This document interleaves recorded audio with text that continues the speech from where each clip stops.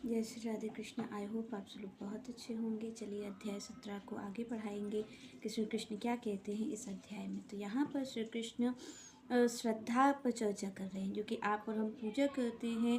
तो अर्जुन का यहाँ पर प्रश्न है कि जो शास्त्रों के नियम अनुसार, शास्त्रों ने जो आज्ञा की है कि भगवान की ही पूजा होनी चाहिए, वो भगवान कौन है? वो भगवान स्वयं श्री कृष्ण हैं। तो यहाँ पर भगवान से अर्जुन ने प्रश्न किया कि जो शास्त्रों की आज्ञा अनुसार, जो शास्त्रों की बात नहीं मानता है, वो उनका उल्लंघन करके और जो पूजा करता है अपनी कल्पनाओं के अनुसार, अपनी कल्पनाओं के अनुसार मतलब यहाँ पर कहा है अर्जुन ने कि जो अपनी इच्छा से, अपनी मनमुखी चाल से पूजा करता है। जैसे आप और हमें अपनी इच्छा अनुसार अपनी पूजा करते हैं कि हमें किसका मन है पूजा करने का। तो यहाँ पर अर्जुन ने यही चीज़ को कहा है कि जो मनुष्य शास्त्रों की आज्ञा नहीं मानता है और अपनी इच्छा अनुसार, अपनी मनोकल्पना अनुसार जो पूजा करता है, तो वो कौन से उसमें स्थित होता है, उसकी स्थिति क्या होगी, उसको किस चीज़ की प्राप्ति होगी।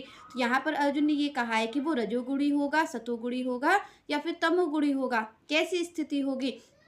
तो यहाँ पर श्री कृष्ण ने उत्तर देते हैं, वो ये कहते हैं कि जो जीव है वो अपने प्रारब्ध के अनुसार जिस गुण में स्थित है, सतोगुण, रजोगुण और तमोगुण, यहाँ पर प्रकृति के अनुसार 3 ही गुण हैं और इसी से हर जीव बाधित है। एक ना एक गुण हर किसी में स्थित है, वो उसी के अनुसार कार्य करता है। तो जब अर्जुन का ये प्रश्न हुआ कि जो व्यक्ति शास्त्रों की नहीं मानता, मतलब जो श्री कृष्ण की पूजा नहीं करता है, जो अपनी मनोकल्पना के अनुसार ही पूजन करता है, चाहे वो किसी देवी देवता की पूजा हो और चाहे वो किसी मनुष्य की ही क्यों ना पूजा हो।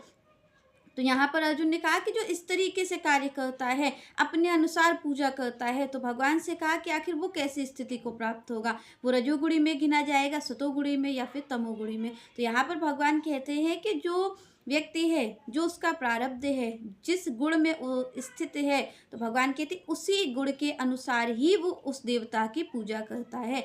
अगर यहाँ पर भगवान कहते हैं कि किसी की स्थिति सतोगुण में है, तो सतोगुण में भगवान कहते हैं कि वो किसकी पूजा करेगा, वो अनेक देवी देवताओं की पूजा करेगा। रजोगुणी वाले व्यक्ति क्या करेगा, वो राक्षसों की पूजा करता है, यहाँ पर भगवान कह रहे हैं आगे श्लोक में।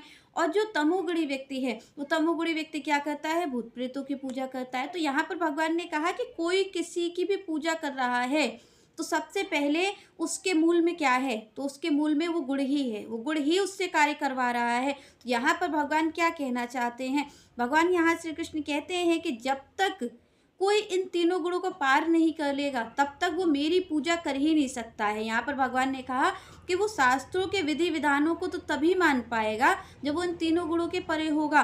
और जो इन प्रकृति में है, मतलब जो भगवान की माया में लिप्त है, वो भगवान की पूजा नहीं कर सकता। क्योंकि शास्त्र क्या कहते हैं, शास्त्र कहते हैं कि भाई भगवान श्री कृष्ण ही पूजनीय है, वही भगवान है, उनके सिवा किसी की पूजा नहीं होनी चाहिए। पर आप और हम अपने जीवन में देखिए, इस संसार में देखें तो क्या घट रहा है, इस संसार में क्या भगवान की पूजा हो रही है? नहीं। आप और हम देखते हैं कि कई लोग अनेक देवी देवताओं की पूजा करते हैं। सबके ही जीवन में देखा जा रहा है कि सोमवार को दूसरा देवता, मंगल को दूसरा, बुध को दूसरा, तो ऐसे 7 दिन होते हैं, हम 7 देवताओं की पूजा करते हैं। और कई लोग तो ऐसे होते हैं जो मनुष्यों की पूजा करते हैं, उनको ही भगवान समझ लेते हैं। तो यहाँ पर इस तरीके से हम अपनी मनोकल्पना के अनुसार ही तो पूजा कर रहे हैं।